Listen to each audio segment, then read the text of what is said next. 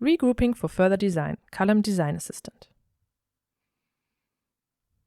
We want to re-evaluate our column design groups, so let's start the design assistant a second time. We select the first group and set the filter to only see the corresponding columns. A huge advantage of the task is that after running it one time, we now see the reinforcement results in this table. There are two ways to reassign design groups. We can create a new design group here. Let's name it Test. And delete the filter. And then we select the 3 columns with the highest required reinforcement. We can choose the new design group from the drop-down menu. Now let me undo the grouping to show you the other way. Let's delete the test group.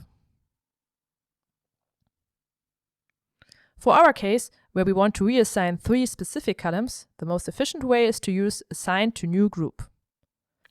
We insert the name, for example, SLN SNO2 L 3.5 meter high, and apply the parameter settings from the original design group. Let's take a look at the new group. Yes, the 3 columns have been moved. We have to create new load combinations for the design groups GSOO and GSO3, since both are changed by our regrouping. With Automatic, we only create new load combinations for the selected group, here GSO3.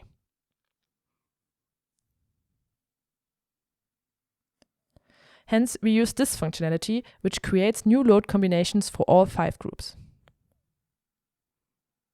And here are the load combinations for our new design group. Now we can calculate again.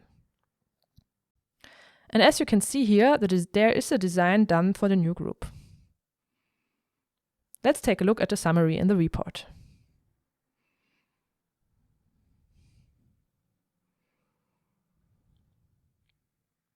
We see the new group is listed with the 3 columns.